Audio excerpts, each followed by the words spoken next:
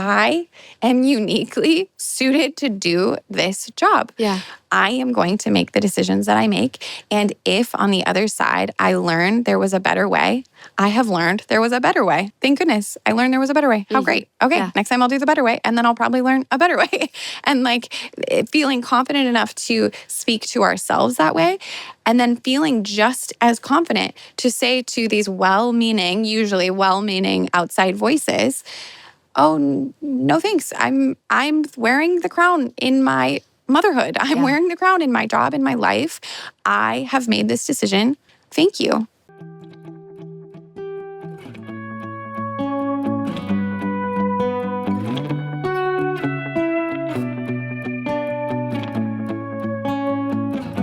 Hi, you guys. Welcome back to another episode. My name is Jessica Hover. I'm Layne Dealing-Cherland, and this is Very Good Enough, a podcast from Very Good Mothers Club.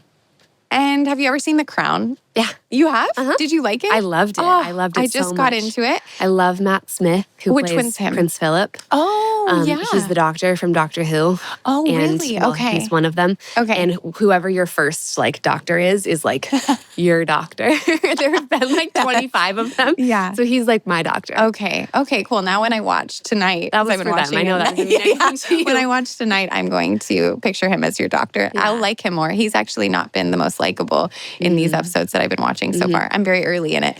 Okay, so I'm watching The Crown, the story of Queen Elizabeth. Yeah. I'm early in this show, right? Last night she said something that I cannot stop thinking about, and it has prompted me to bring this to you and hear your thoughts on it.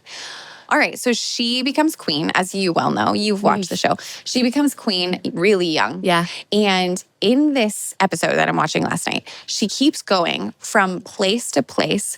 And in all of these scenarios, people are doubting her ability to make a decision. And they keep telling her things like, well, you should do this. You should do that. Right. It would be better if you do this. And they're doubting her over and over and over again. And at one point, she gets very strong in her body. And she her posture changes, everything changes. And she says something, I'm going to frame it the way I remember it. She says, I recognize that I am surrounded by people who are probably better for the job than me. They might be able to do this job better than me. They are strong leaders. I see that. But for whatever reason, the crown was placed upon my head. Yeah. So I will lead as I see fit. And I can't stop thinking about that. I felt like it was a word from the heavenlies. Because we walk around as moms, as women, as people, and we tell ourselves, oh my gosh, all these people would do a much better job at X, Y, and Z. It could be our realm of career, our motherhood, our relationships, anything, truly anything you're doing. There's this imposter syndrome. There's these opinions that come from the outside. You're surrounded by people who might even be telling you that you should be doing your life differently and better and parent a little more this way, or, oh gosh, don't send them to preschool because that's, we'll get there later. We'll get there. Anyway, all of these opinions. And I would love to encourage you, my friends, Layne and my friends listening, that we, for whatever reason, have a crown placed upon our own heads to live within our own lives. Yeah. And as much as other people might have opinions about our abilities, we are uniquely set up to do the things in front of us. We are uniquely set up to raise these children, to work these jobs, to love these people, to lead these lives. And what I would love to talk about, Layne, is mom guilt. I mean, we talk about this a lot, but what comes up a lot in these circles of women that I'm relating to lately is they want to be more confident in their decision making. Yeah.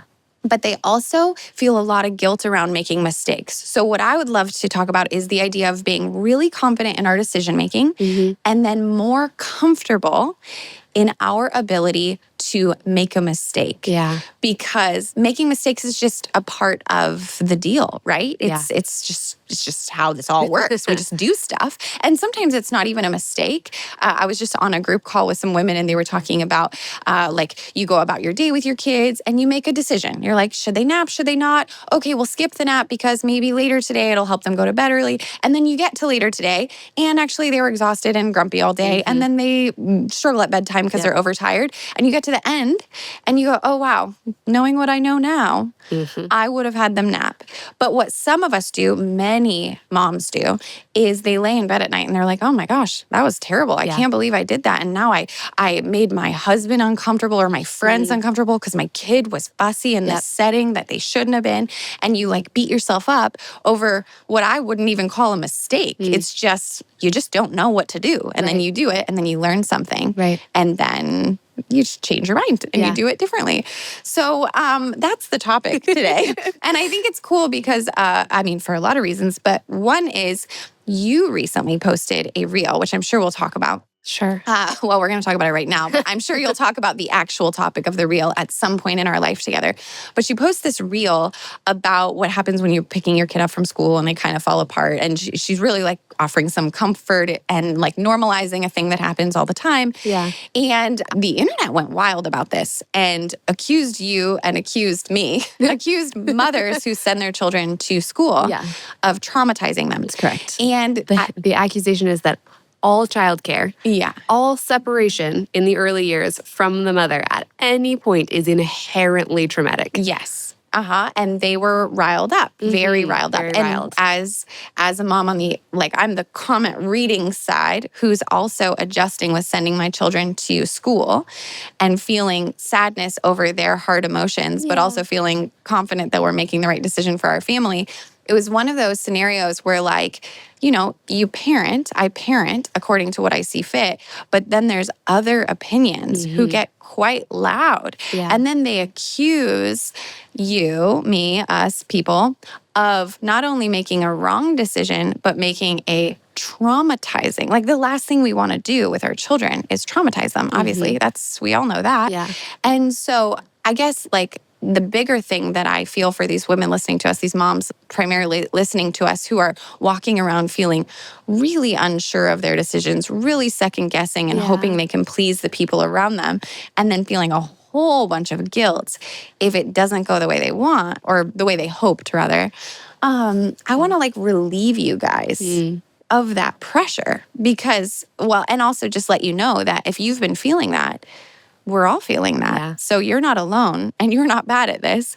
Yeah, that idea that when we just talked about this, Layne's been sick and she's been alone for a long time and the aloneness can make you feel a little crazy. And I was like, oh my gosh, you know who else gets that? Like you guys who are alone with young children a lot, to be alone with young children or just alone can make you feel a little crazy. And so you guys listening, I know some of you're walking around feeling like you just need some more confidence and you need to be able to like let things go and be like, oh, all right, I'm not entirely responsible for everything in life going perfectly.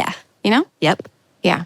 Like, so good. I'm going to say nothing until like, I would like to see how long you can go here because this is 100% purely spun gold. For you right now. Thank you. Yeah.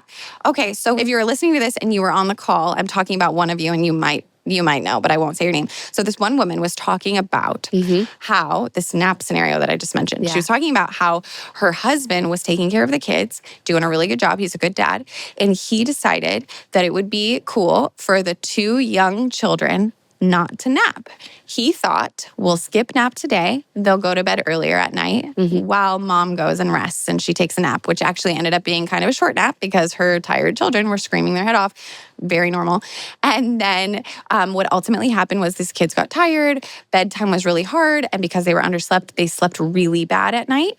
And this mom is telling the story because what she noticed and what surprised her was that the husband, who's a really good dad and a really good guy, they love each other a lot, he never apologized to her.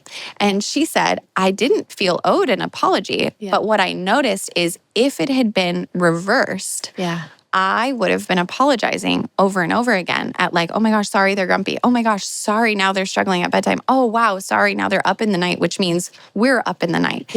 And she was basically commenting on maybe a dad's ability or maybe this guy's ability. It's pretty common.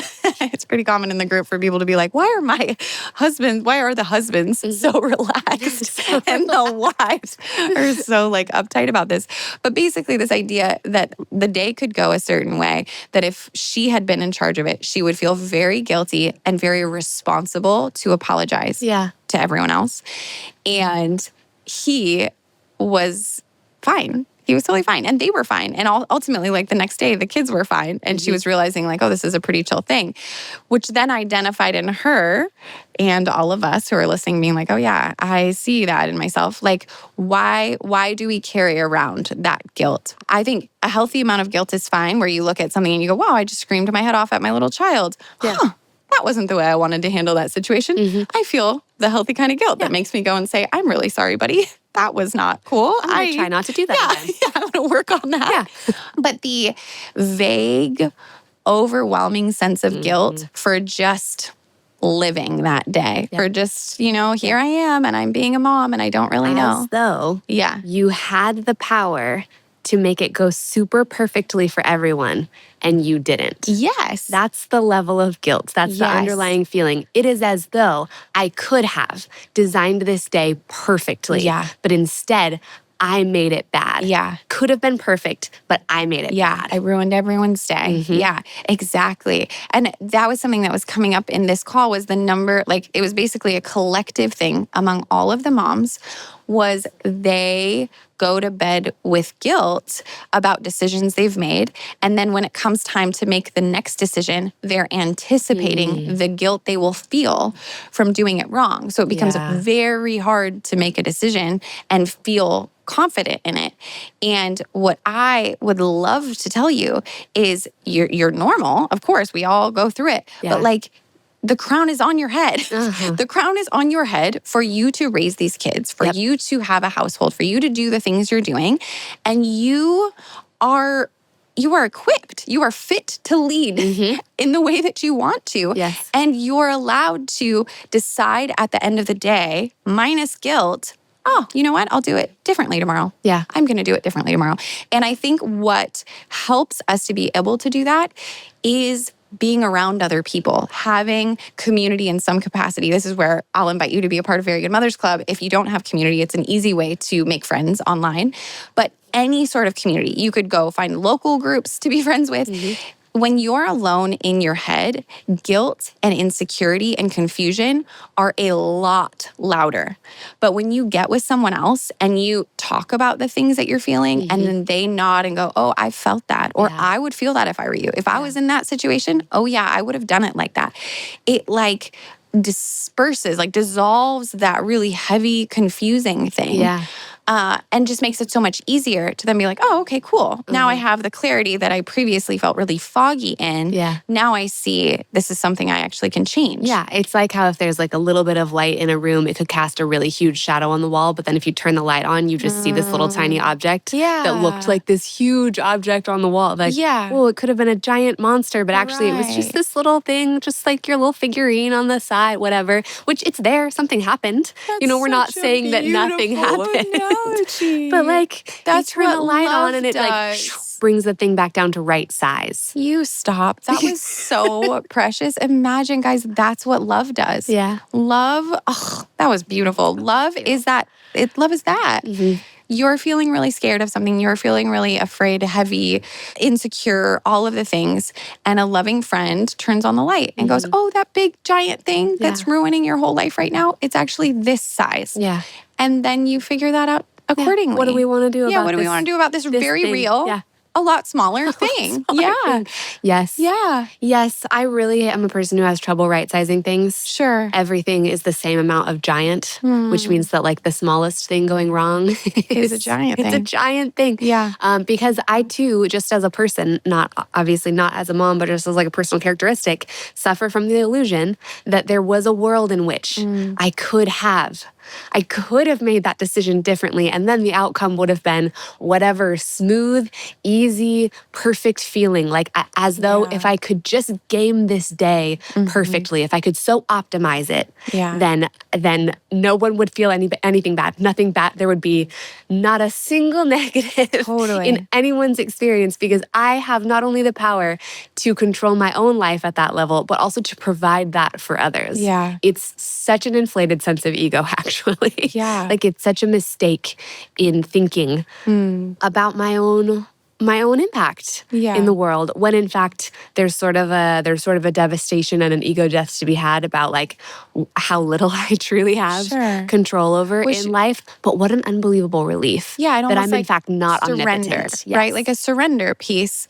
where, because it's like, yes, ego, and there is a purity to it where your desire, like your desire in love for Connor and love for your life together and love for this thing you're building here in LA is like, I want it to go well for me and you and all of us. And then, yes, there's this piece of like, and I have the power, which you have some power, but then also I can surrender because so much is not mine to control.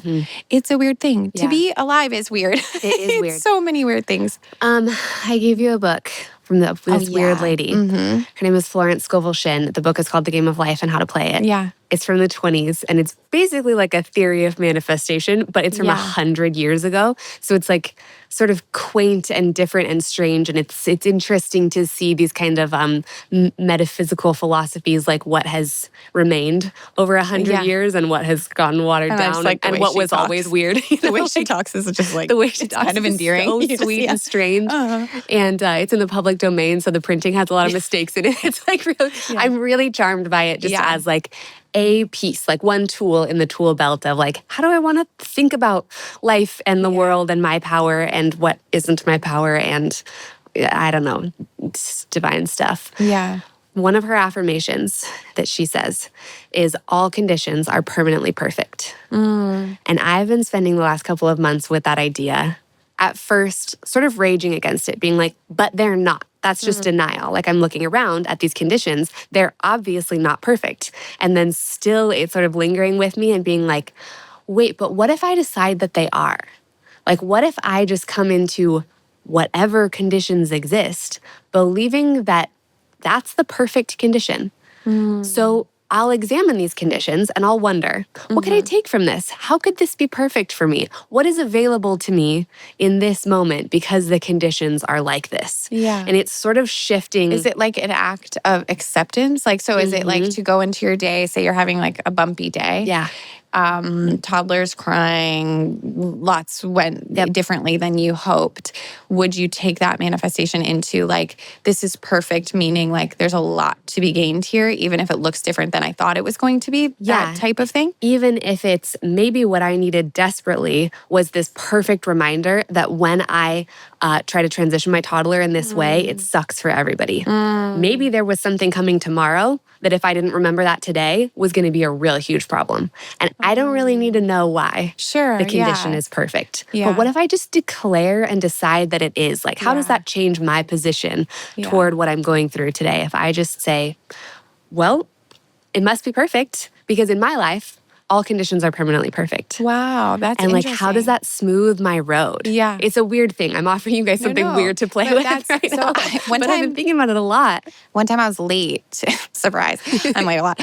But one time I was late to meeting this person, and I was feeling really bad about it. Yeah, I mean, I wasn't that late. I just didn't know her that well. And then I got there, and I was like, "I'm so sorry, I'm late." And she was like, "Oh, I actually believe that like everything happens as it should." And so I just felt like I probably needed those extra few minutes. And I like. What a peaceful person. Yeah, I was like, really?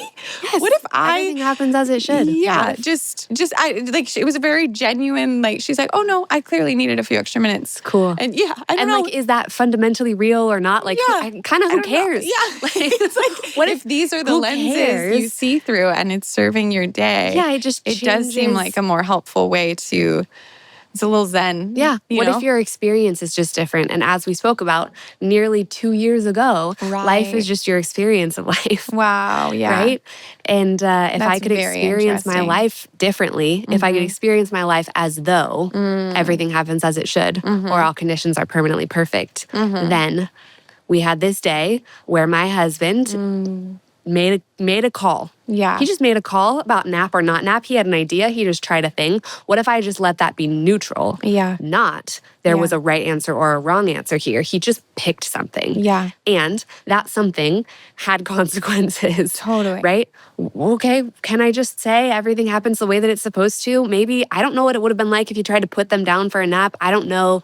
What's that? Alternative? What's that term? It's the alternative, but it's like the counterfactual, right? Okay. We're always living in the counterfactual of this thing or that thing. I don't know how the other thing played out. There's, again, an assumption in me that, now that I made the wrong choice, I know that the right choice would have been better, when I don't know anything in a sort of like rich, delicious, creamy kind of way. Like, I have no idea. So maybe this was the better way. What if I just let it be? Is there a world where I relax into this as though this is what it's supposed to be, and we move forward from here? Yes. And that's the kind of like fluid, winding river, back to that Wendell Berry quote of like, be like the fox who makes more tracks than necessary, some in the wrong direction. You know, like, what if I could accept that life wanders, like rivers meander, they're going the direction they're going. They're going downhill, these giant rivers, but they really find their way across terrain and they shift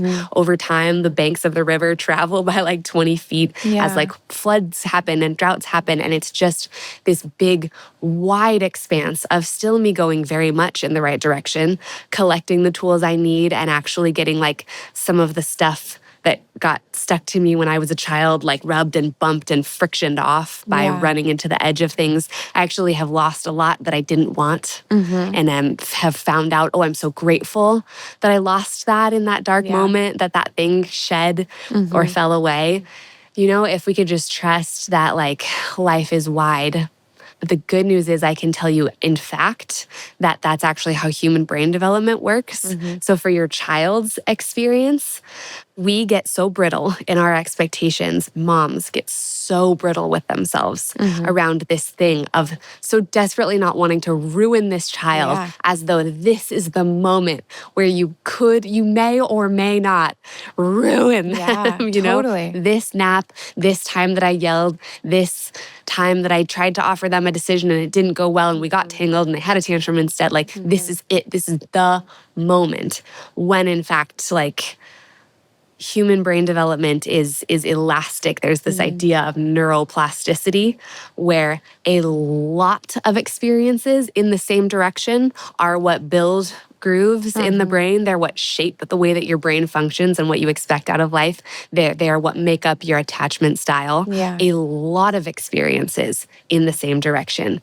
And if a child with their caregiver switches from one way of being to another way of being, and then you carry the new way on for a long time, that actually becomes the new way. Like, in a physical and literal way, the brain will rewire itself to this new way. That's so cool. Like, it stretches like this. It is elastic and plastic. And that doesn't mean that individual experiences are not impactful. They really are. And of course, there are moments that really cement. Some moments are totally big and they make a big difference. But even those where there's like a big rupture or an actual traumatic event or something really challenging happens, even those, when you create a new direction and you go long in that direction, that becomes the new story, and that traumatic experience can get massaged and smoothed out and basically unhooked. And now a new story can be created. Like, I want to tell you straight down the barrel of the camera, like, that is real. It's not a nice story that I'm telling you. That is how we develop. And so if we could trust that in small children and larger children, and then take it as a metaphor for ourselves, even though our brains are done cooking, like, let that still be sort of like a blessing over ourselves. Of course. No, I wander. I'm the thing that wanders and meanders, and I trust every way that the river bends. It can look really different than what I thought, especially in the course of a day. Of course. Judging ourselves moment to moment in a day like this. It's a little too zoomed in, it's right? Silly. Yeah, zoom out of it. It's sweet and silly and sad, and we should stop. Yeah, that's so good. How's that for an alliteration? That was perfect. That was perfect. There's a woman in my life who is really beautiful, like physically, but just like her presence, like you just like want to be around her. And she's very smart. She's career-wise, like quite successful, the most successful within her family unit. And she told me recently that as a teenager, she wore a lot of black and wore a trench coat, and her relationship with her parents at that point kind of broke apart because they were so disappointed in what she was becoming. Sure. And I'm thinking of that as you're talking, because though if we can practice with very young children, letting ourselves wind a bit and make choices and then go over here. And sorry, you can't see my body, but I'm like moving around. Make choices and go in different directions and then go in that direction and come back. Yeah. We might actually get better at letting our children do that and accepting the different versions of them that they present to us without holding in such a brittle, is the word to use, like such a brittle way. Right. No, kids, like you're like this. And I had this experience with my oldest when she was little, preschool age. She wanted to dress like a princess every day. She wore so many poofy skirts that the preschool teacher was like, is there any chance you could tell her to wear less than she's been wearing 4 at one time? Because she really needed it to be elevated. Yeah. And I was like, actually, ma'am, could you tell her? Because I tried. Sure. And she listens to you. And she did stop when the preschool teacher asked her to only wear one because it was hindering going to the bathroom. Anyway, I remember there was a point where she stopped wanting to wear dresses altogether and switched to a different style of clothing. And I felt feelings about it. It was like, oh, whoa, she's growing and she's changing. And now her style is actually changing quite a bit. And without going into detail about her preferences, it was more something for me where I was like, oh, wow, here I am. This is my first experience of watching her be something different than what she was. Wow. And it wasn't just simple for me to be like, oh yeah, because it's like sounds so silly, but like I was just in this way of like, oh, but she loves these. So I keep getting her more of these and this is how we do it. And she loves this. And then it switched completely to a totally different style. She would not wear a dress. And it was just interesting where I'm like, okay, cool. I get to choose now. I mean, I'm obsessed with this girl, so it wasn't that hard. But in that moment, like, this is an opportunity for me to choose to understand and get to know from her perspective, what do we love about overall? I mean, it's like so shallow. Yeah. But you know what I mean? It was her becoming a different version of herself. And now she's even passed that into something else and she will wear her own style of thing now. But it was me and her learning together, what does our relationship look like now? Yeah. And if we get so stuck on, I need to parent this way, I need to be this way, and they need to be that way, and the way they are is a reflection of me, and it's all so scary. We could miss out on so much relationship. And I bring up that woman that I started this story off because now in her stage of adulthood, they don't have a relationship as much, her and her mother. It ended at this stage of teenagerhood, like the intimacy stopped.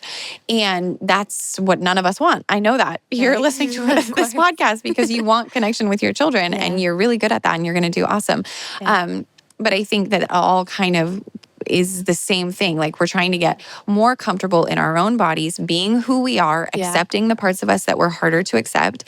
And then in that, it will be an overflow to these children that we're raising of, oh, honey, you love this today? Oh my gosh, tell me about that. What does that mean? The black trench coat, really? Tell me about that. Wow, that is a big, dark thing. Tell me all about that. And then it's a bonding experience with the one you love. Yeah. Currently, we're in a bonding experience with the one we love, who is ourselves. And what does that look like? Yeah, I wonder if we could come into the kind of flexibility you're describing by just adding the phrase right now on the end of these assessments. You know, it's a lot to ask ourselves to be measuring less frequently or just like stop doing that moment-to-moment judgment thing. Yeah, right. Which would be great if we actually could just put a little pause on that and be like, maybe every month I'll check in and see how I'm doing. Yeah, Did I feel like I did okay? Okay, I'll make these adjustments. That would be great. I don't think I can.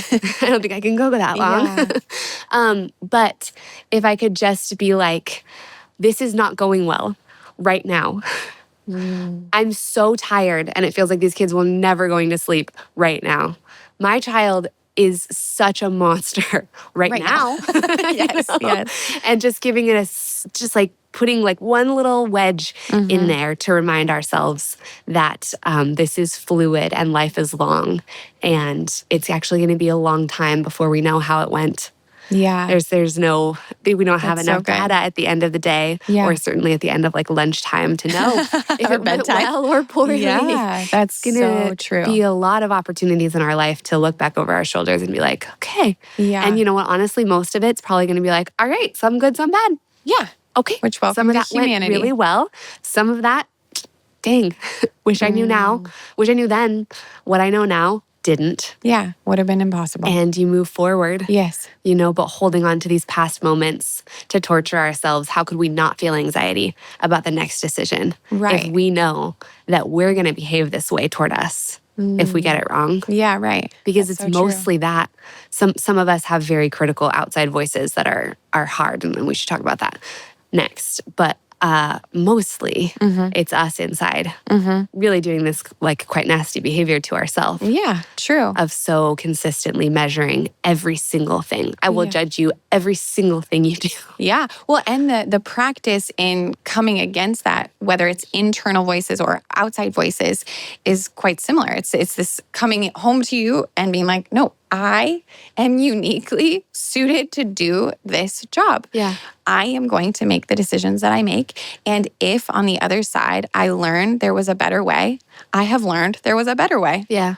Thank goodness I learned there was a better way. How great. Okay, next time I'll do the better way. And then I'll probably learn a better way. And like feeling confident enough to speak to ourselves that way.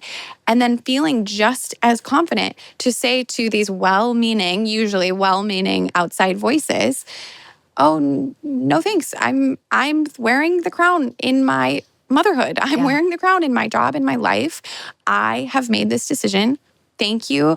I actually was just talking to a mom about this, that you can hear from your mother or your mother-in-law a parenting tip, and you can say, thank you.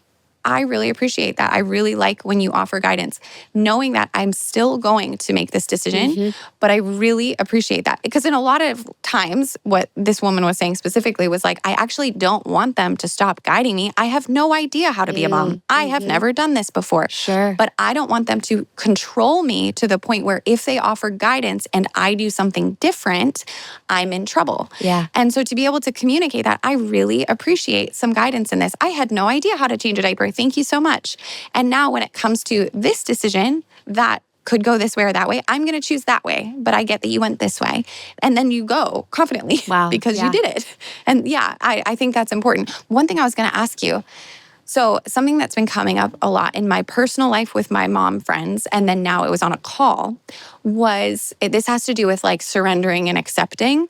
And then like, when do you know to speak up a little bit? Something that's been happening is wives, mothers, the baby mama, doing a lot of stuff, carrying a lot of responsibilities, caring for the family, carrying life. I heard it described as like, I feel like I'm living life for both of us. Yeah. Making the husband's appointments, reminding him that he should probably see a therapist, all of this stuff. But also the baby daddy husband partner there's a lot of room for improvement. How do you carry the mantra that you talked about of like, everything is perfect? Because on the one side, I see these women doing a little bit of like, well, this is just the way our dynamic is. Well, this is just the way he is. He can't handle early fatherhood. So in 3 years, things will shift. How do you like take the surrender piece of things are perfect as they are, but also I'm wearing the crown, I'm in this relationship. Something needs to change. You know what I mean? Yeah. Yes. For me, all things are permanent, all conditions are permanently perfect, does not mean that they should stay the same. Okay. Does not mean that things can't change. Okay. It's just, I think it's at its core just an acceptance of the moment. Yeah, that's what I was wondering. Let me be here. Because I don't think we should ever stay exactly where we are. Like, I don't think, maybe this is just a personal belief, you guys check this with yourselves, but like, I don't ever want to land. Like, I think that I love that you would say, check this with yourselves. Like, so often people are like, and so check with your medical provider. She's like, no, yourself is good. Just check inside. Does this line up? I don't know. Maybe this is just, I like a lot of change. I like a lot of sparkle in life. Sometimes I'll just like, flip over the table just to make sure I'm alive. Yeah. Maybe others feel differently, but I just feel like we're on this journey forever and that we're just like going forward. So there's kind of no world for me where things should ever stay the same. And that's as true in my marriage as it is in like growing my business or like finding new friends or like, I think even if you buy a home and have children in your life, the pieces of your life may be a lot more planted than the pieces of my life. I think we're still in this sort of organic growth journey forward. So I don't expect conditions to ever stay the same. And I think particularly in a marriage, if you want it to last forever, I think the expectation needs to be that the other person is going to change and that I'm going to change, because I don't think anybody's supposed to stay the same over the course of their life. So I think from the outset of a lifelong relationship, there has to be built in enough flexibility that no one is just as they are. Like I always laugh in movies when people are like, "You're not the man I married." I'm like, "Yeah, he's 55." Like, a lot of time passed. It was like 30 years since you married him. He shouldn't be the man you married. That would be insane. You would be furious if he was still acting like a 21-year-old. That would be crazy. It would be crazy for these men to go through the change of becoming a father and get to stay the same as they were before they were a father. Sorry. That would be crazy. I'm sorry. Layne, could you say just that piece again? What would be crazy? It would be crazy for these men to go through the life transition of becoming a father and stay the same as they were before they were a father. That is a wild expectation. I will also add, sweet ones with such tenderness, it would be crazy for these men that we are married to or partnered up with to still act like they're in their mother's house being parented by a lady versus being an adult who is parenting the babies they made with you. That's right, because they made babies with you. They did. If you want to have sex with this really hot woman and then they get pregnant and you're like, yeah, we're going to keep it. We're going to have a baby. Then everyone has consented to undergoing like the most major identity shift that a person possibly could. You are changing where you land in the structure of human relationships. You are creating a layer that is children, which means that you are no longer children. You're just not kids anymore. Sorry. This whole podcast could end. That was really powerful. So the reason why I bring this up is because I want us to, now that I'm getting to know some of you, you are getting to know these people personally. We know that some of you really need help surrendering to life and just like letting it be as it is. And at the very same time, we want to encourage you in your surrender of what this new life is as a parent. Please ask for what you need. Please tell the person you love, I'm overwhelmed. I don't know the solution. But instead of protecting you from overwhelm and carrying everything in my household for fear that you will fall over if you have to carry any of the stuff I'm carrying, go to them and say, I don't know the answer. I just need help. We need help. We're on the same team. I'm not against you. You're a good dad. You're a good man. And I need help. And I'm surrendering that I'm a parent and it's the biggest identity shift of my whole life. And I need help. I think that's important. I think that's important. And the way to approach someone who you need to make different life choices is to be expressing yourself very vulnerably on your side. To stay on your side of the line with what you're describing. Not, I'm over here being like, Jess, you are being like this and you need to be like this instead. Thank you. That's over good. Here, I need to say, hey, Jessica, we're in this thing together and I'm feeling like this and I feel like this. And not, I feel that you. I feel that you're a big jerk. I feel that you're trying to act like a baby still. Even if that's true, go tell somebody else. A way you could say that, though, is I feel that I end up mothering you in times you might not even mean for that to happen, but I take on calling the dentist for you and you haven't asked me to. And you know what I mean? I'm doing a bunch of stuff that's actually treating you like you can't. And I know that you can and I really need you to. I can't do this. I feel so tired. I feel so overwhelmed. I feel like I'm carrying our life and I can't. And I think you don't want me to feel that way. And I need you. You love me. Exactly. That's so good. You come with an appeal. You expose your own self and your own needs, and you appeal to them. Not like a mother would, coming top down to correct them. That's going to get you're still in the same dynamic. So even if you get what you want, you're still holding this position in that relationship of like, this is a child that needs my guidance. That's so good. Yeah, that's really good. Just within yourself, it's kind of an energy check for you of like, how am I approaching this person? And am I acting like they're an adult in such a way that invites them to, in fact, be that adult with me? Wow, this is good. And the way that you build confidence for stuff like this is you do it in small ways and you don't die. You feel yourself not die from the thing that you thought you could never live through a bunch of times. And same with the flexibility thing. Like you build confidence in decisions by like looking at the mess in front of you and just being like, I'm going to make some calls, you guys, and we're going to find out how it goes. And in the aftermath, I'm going to make some other calls. Yeah. Just going to make some choices. You're going to be like this. You're going to be like this. This is what I'm going to do. That one went terribly. Let's pivot over here because that was awful. Don't you feel like you're watching preschool teacher Layne? That was perfect. That's exactly what it's like in that room. Yeah, I believe it. I think we can end this podcast with the touching on the perfectionist in us. Yeah. That makes us not want to be like that. It's her. It's the perfectionist inside you who's like, I can't make the wrong decision. Yeah. And I think I told you this story recently about something Eloise said that had to do with her perfectionism, but I thought it was very profound, and so I'll share it with you. Eloise is my 9-year-old. She loves to make art, and she makes really beautiful art. And she has some perfectionist tendencies. I have no idea where she got them. I relate to them very much.